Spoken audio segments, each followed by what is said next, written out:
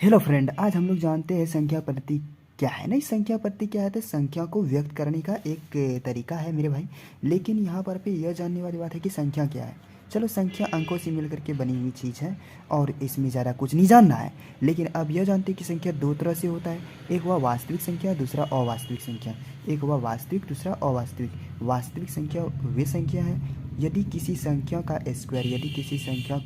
Square आपको positive मिल जाए तो वह संख्या वास्तविक संख्या कहलाएगा। जैसे कि 2 है, 2 का स्क्वायर करने पर क्या आता है मेरे भाई? 4। 4 जो क्या है? पॉजिटिव है। -2 को लीजिए, इसका भी स्क्वायर कीजिए तो आपको क्या मिलता है? -2 गुना 2 बराबर 4 आपको मिलता है। यह भी पॉजिटिव है। यदि धनात्मक आ जाए तो वह क्या हो जाएगा? वास्तविक। यदि धनात्मक ना आए तो उसको क्या बोलेंगे? अवास्तविक। जैसे अगर हम बात करें कि -1 रूट के अंदर में है, इसका अगर स्क्वायर हम करते तो क्या आ जाता है? -1, जो क्या है? अवास्तविक है। वैसे तो आप लोग को मालूम ही होगा कि 4 का जो है ना, 4 का वर्गमूल क्या होता है?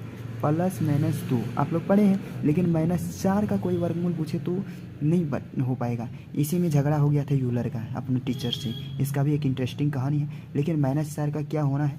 देखिए, यूलर जी बताए थे कि -1 का वर्गमूल क्या होता है? -1 का वर्गमूल आई होता है, आयोटा। -1 का वर्गमूल उसी तरह से बोलिए। -4 को हम क्या लिख सकते हैं? -1 गुना 4 लिख सकते हैं। देखिए यहाँ पर -1 गुना -4 लिख दिए। अब देखिए -1 का तो आई हो ही गया, लेकिन 4 का तो अब बोलिए +-2 हो गया। और √2 का क्या होता है? आई, आयोटा। ठीक है, +-2 2 आई हो जाएगा किसका? तो -4 का वर्गमूल। समझ में आ रहा है? तो जिन भी संख्याओं का अगर स्क्वायर करने पर नेगेटिव आ रहा है, देखिए वैसे सभी संख्या जिसका स्क्वायर क्या हो जाए?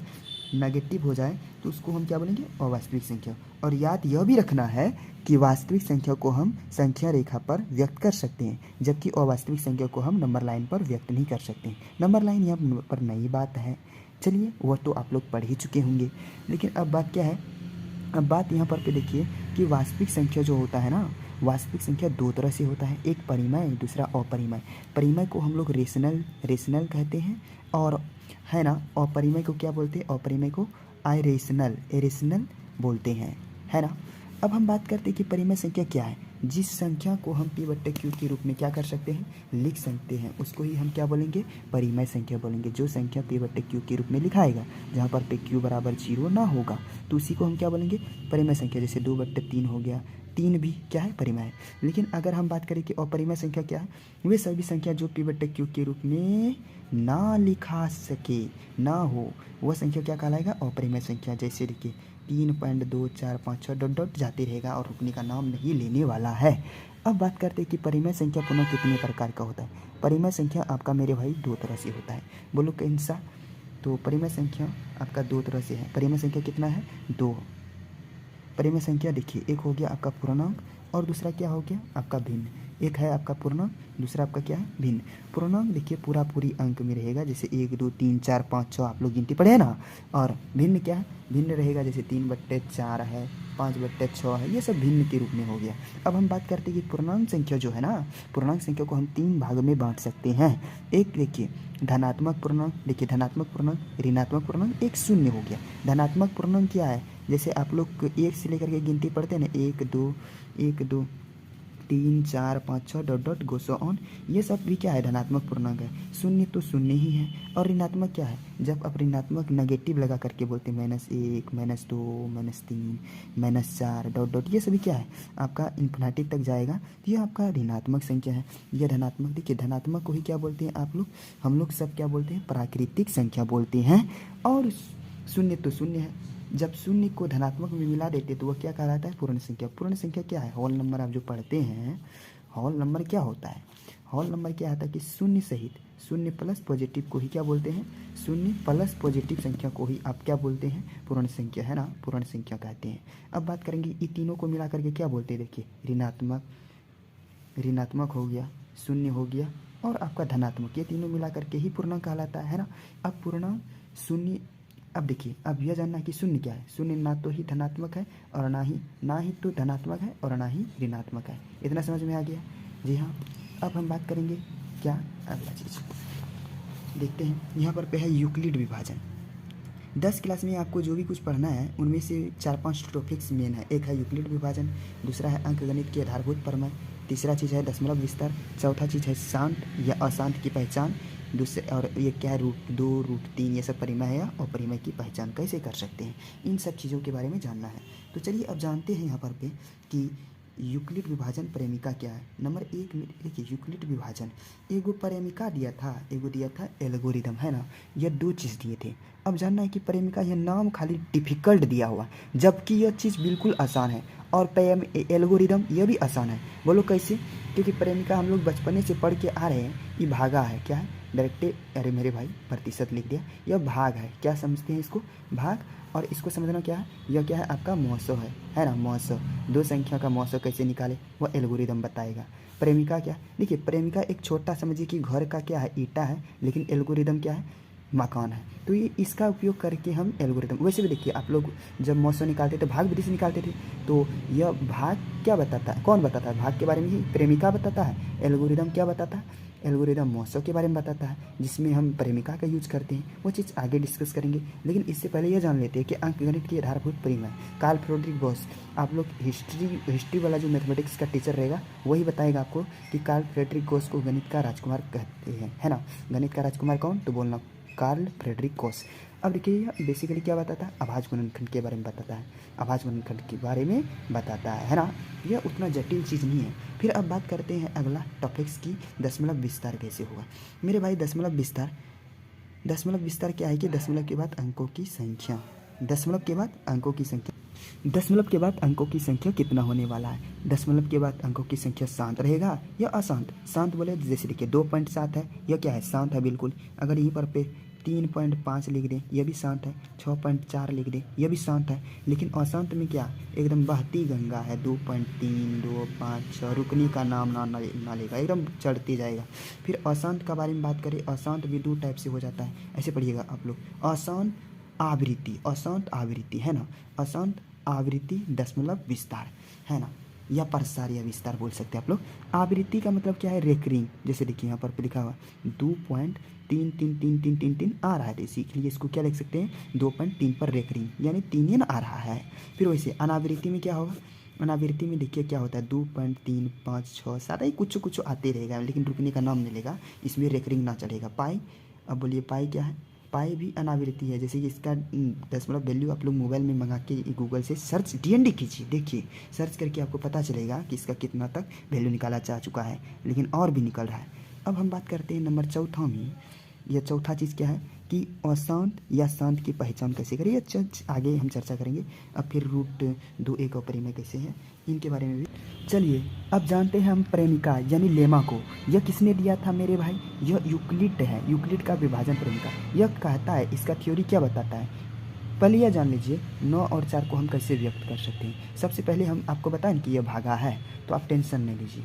देखिए हम इसको क्या लिख सकते हैं, ऐसे 4 से 9 में भागा दे देंगे। देखिए 4 का 4 4 दूनी 8 हो गया, घटा के 1 आ गया। यानी कि हम क्या लिख सकते हैं, आप लोग जानबे करते थे कि यह क्या आपका है, यह आपका है भाज्य, यह क्या है भाजक। देखिए यह आपका भाज्य है ना, यह आपका क्या है भाजक है, यह क्या है आपका भागफल है, यह आपका क्या है शेषफल है। तो क्या बताएं कि भाज्य बराबर क्या होता है, यह 9 बराबर क्या हो जाएगा, देखिए 9 बराबर क्या हो जाएगा मेरे भाई 4 गुना 2 भाज्य, देखिए भाज्य बराबर क्या होता है भाजक गुना भागफल, 4 गुना 2 जोड़ 1 शेष। इसको एक और द्वितीय रूप से लिख सकते हैं, और दूसरा कोनो तरीका ना है लिखने का, समझ रहे हैं। तो जैसे देखिए वही बताता है कार्ल फ्रेडरिक गॉस कि ए तथा बी कोई 2 संख्या है, इसको हम एक और द्वितीय रूप से लिख सकते हैं Q तथा R के रूप में। जैसे देखिए ए को हम क्या लिख सकते हैं, यदि ए बड़ा है तो यहाँ पर पे हम BQ प्लस R लिख सकते हैं, जहाँ पर पे आपका R क्या होगा, देखो मेरे भाई जहाँ पर पे आपका R क्या होगा, R जो है ना, R या तो 0 के बराबर हो सकता है या तो 0 से बड़ा होगा, लेकिन हाई 20 से छोटका होगा। समझ में आ रहा है, यही चीज़ बताएं। जैसे देखिए ना आपका शेषफल कभी भी 0 हो जाता है, लेकिन ये 4 के बराबर तो 1 नहीं होगा, यही बताना चाहता है यह कौन प्रेमिका के द्वारा यूक्लिड महोदय। अब हम 12 और 15 में देखते हैं मेरे भाई। तो चलो हम लिखते हैं यहाँ पर से कि 12 में है ना, 12 से 15 में भागा देते हैं, 12 एकम 12 हो गया। अब घटा करके यहाँ पर पे 3 बच रहा है शेष, तो बोले यहाँ पर हम 15 बराबर क्या लिख सकते हैं 12, है ना, 12 गुना 1 जोड़ 3, यह एक अद्वितीय रूप से लिख सकते हैं, है ना, जहाँ पर पे 3 आपका देखिए 3 तो 0 से बढ़ा तो है ये है, और दूसरी बात क्या है कि 12 से छोटके रहेगा, है कि ना, सी एस छोटा है। दो बात समझ में आ गया। अब फिर जानते हैं क्या कि एल्गोरिदम, खूब प्रैक्टिस कीजिए इस सब चीज़ का। एल्गोरिदम या दूसरा बात क्या बताएं, यहाँ पर क्या करना है आपको, बार बार जो है ना, बार बार प्रेमिका का प्रयोग करके हम इस चीज़ को सॉल्व कर सकते हैं। जैसे यह एल्गोरिदम क्या बताता है, एल प्लस एल, मतलब इसमें देखिए बार बार लेमा लगाना है। क्या करना है मेरे भाई, लेमा लगाना है। लेमा लगा करके हम एल्गोरिदम सॉल्व कर सकते हैं। अब देखिए यहाँ पर पे लिखा हुआ है, क्या लिखा हुआ है मेरे भाई, 9/4 है, 9 और 4 है। देखिए 4 से अब क्या कीजिए, यहाँ देखिए 4 से 9 में भागा दीजिए। देखिए 4 दूनी क्या हो रहा है, 4 दूनी 8 हो रहा है, 8 हो रहा है, घटा के 1 आ गया। अब हम क्या लिख सकते हैं, 9 बराबर 4, देखिए 4 गुना 2 जोड़ 1 लिख सकते हैं, बोलिए हाँ। अब देखिए आपको हम बताएं ना कि यह कुछ नहीं है, यह मौसा है। यहाँ 1 से 4 से भागा दीजिएगा। फिर से देखिए इसमें स्टेप बाय स्टेप कम करते हैं। ये फर्स्ट स्टेप हो गया, कौन स्टेप, तो फर्स्ट स्टेप पहला चरण में क्या किए हम, लेमन लगाए, तो 9 बराबर इसे लिख दिए। ये 4 को घसका के देखिए दूसरा वाला को घींचिए, चौथा वाला को बराबर के आगे घींचिए। अब 4 मरतबा यहाँ पर लगाइए, गुना 4 कर दिए, बराबर 0 आ गया। और इसी को क्या बोलते थे हम लोग, मौसो। इसीलिए बोलिए यहाँ पर पे एक क्या कहलाएगा, मौसो। अब चलिए इसको सॉल्व करते हैं तो इस तरह से, लेकिन अब डायरेक्ट यहाँ पर पे देखिए कैसे कर सकते हैं। हम क्या करेंगे, यहाँ पर पे 20 बराबर लिखेंगे। अब सोचिए 12 गुना, अब अलग से कहीं करके देख लीजिए, नहीं तो लिखिए 12 एकम 12 हो गया, अब 12 8 20 हो रहा है। ये 12 को इधर खींच लीजिए, फिर बराबर ये फर्स्ट, देखिए फर्स्ट स्टेप लिख दीजिए यहाँ पर पे, फर्स्ट है ना स्टेप, प्रथम चरण। सेकेंड स्टेप जैसे वोट सब ना होता है वैसे सेकेंड स्टेप में द्वितीय चरण। तो 12 बराबर क्या होगा, देखिए 12, ओ मेरे भाई सॉरी यह 8 खींच के यहाँ लाएंगे। देखिए 8 गुना 1 करेंगे, 8 2 करेंगे, 12 से ज़्यादा हो जाएगा। 8 एकम 8 जोड़ 4, फिर 8 को यहाँ खींच के लाएँ, समझ में आ रहा है। अब यहाँ पर पे 4 को यहाँ खींच के लाएंगे, 4 दूनी 8 0, समझ में आ गया। अब इसी जो है ना, देखिए इसी 4 को हम क्या बोलेंगे मेरे भाई, इसी 4 को यहाँ पर पे मौसो बोल देंगे, है ना, मौसो। तो वैसे भी देखिए 12 और 20 का मौसो आपका 4 होता है, 4 हो गया। फिर अब बात करना चाहते हैं हम क्या, 25 और 45 में, 25 और 45 में मेरे भाई देखते हैं 25 और 45 को हम कैसे सॉल्व कर सकते हैं। चलो लिखते हैं 45 बराबर क्या, 25 गुना 2 करेंगे 50 हो जाएगा, इसीलिए 1 गुना किए 25 हो गया। यह देखिए आपका फर्स्ट है ना, फर्स्ट स्टेप हो रहा है, फर्स्ट स्टेप और किसका, लेमा लगाएंगे, है ना, पहला स्टेप लेमा है ना, लेमा से। अब हम बात करते हैं एक काम, यहाँ 20 छोड़ देंगे। अब फिर 25 को दूसरा स्टेप के लिए खींच लेंगे, यहाँ बराबर देंगे और 20 को यहाँ लिख देंगे, गुना 1 जोड़ 5, क्योंकि देखिए 20 कम 20 जोड़ 5 25 हो जाएगा। फिर 20 को यहाँ खींच के लाएंगे, फिर 5 को यहाँ पर घिस के लाएंगे, समझ में आ रहा है। अब देखिए 5 चौके 20 हो रहा है, जोड़ 0 कर देंगे, यहाँ बराबर लिख देंगे क्या, मौसो बराबर, आपका मौसो क्या हो जाएगा 5, समझ में आ रहा है। यह आपका कौन स्टेप हो गया, सेकेंड स्टेप ऑफ किसका, लेमा का। यहाँ क्या हो जाएगा, थर्ड स्टेप हो जाएगा किसका, थर्ड स्टेप हो जाएगा किससे, लेमा से। तो 3 स्टेप लगा करके आप मौसो निकाल सकते हैं, यही बताता है कौन, एल्गोरिदम। तो नेक्स्ट वीडियो में आप देखना चाहेंगे तो आप आधारभूत प्रमेय और दशमलव विस्तार देख सकते हैं।